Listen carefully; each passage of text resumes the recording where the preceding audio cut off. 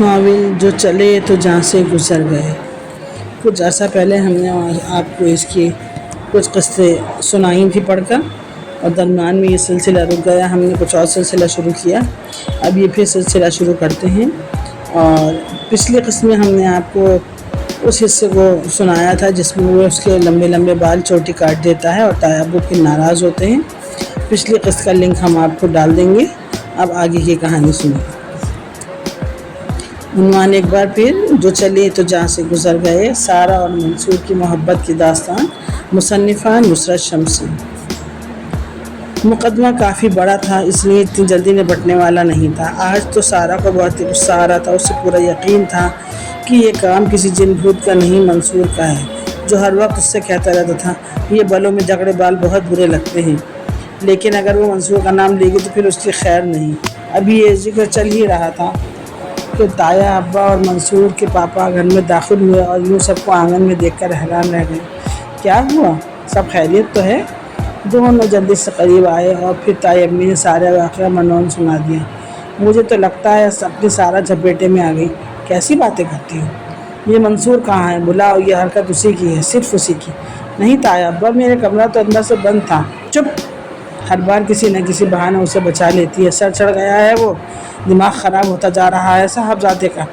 منصور کے ابو بھی بہت غصے میں تھے۔ منصور، او منصور، باہر آؤ! تایا ابا کی گرجدار آواز نے پورا گھر ہلا ڈالا۔ منصور کانپتا ہوا باہر آیا۔ جی تایا ابا، یہ کیا حرکت کی ہے آج تو نے شیطان؟ کیا ہوا؟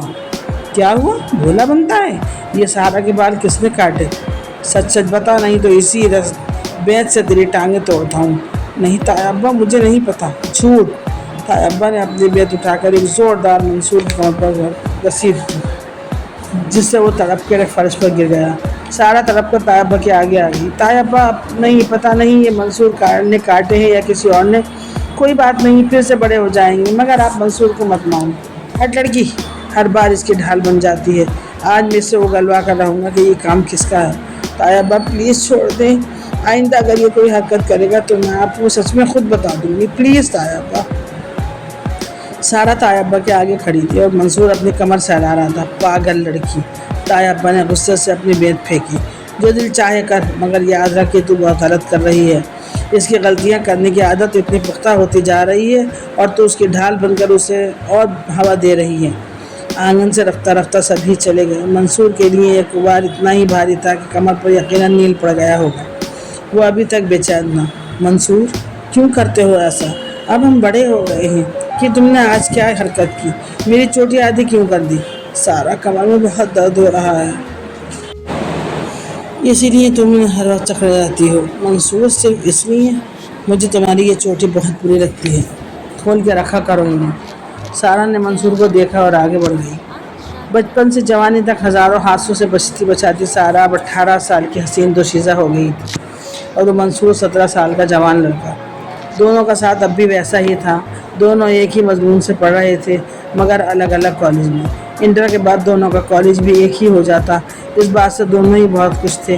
منصور کے دل میں سارا کب کی حکومت کرنے لگی، اس کی دوستی کب محبت میں بدل گئی، اسے پتہ ہی نہیں چلا۔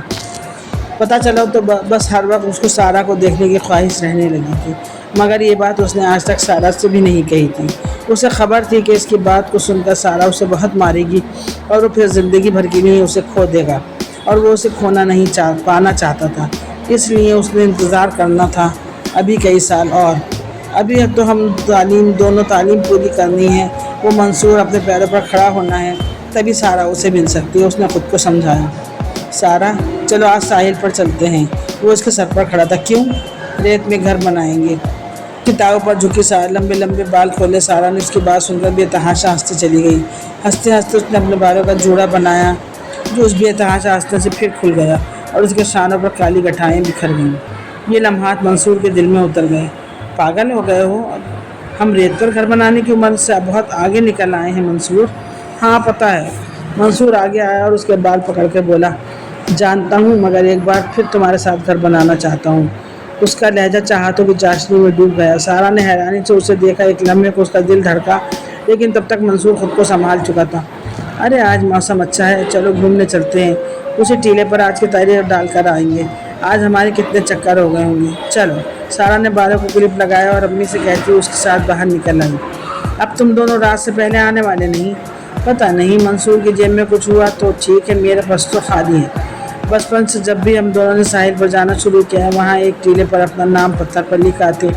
اس کے بعد جتنی بار بھی گئے ہیں وہاں تاریخ ڈال آتے کہ دیکھیں ہم اپنی زندگی میں یہاں کتنی بار آئے ہیں، آج کون سا نمبر ڈالا ہے۔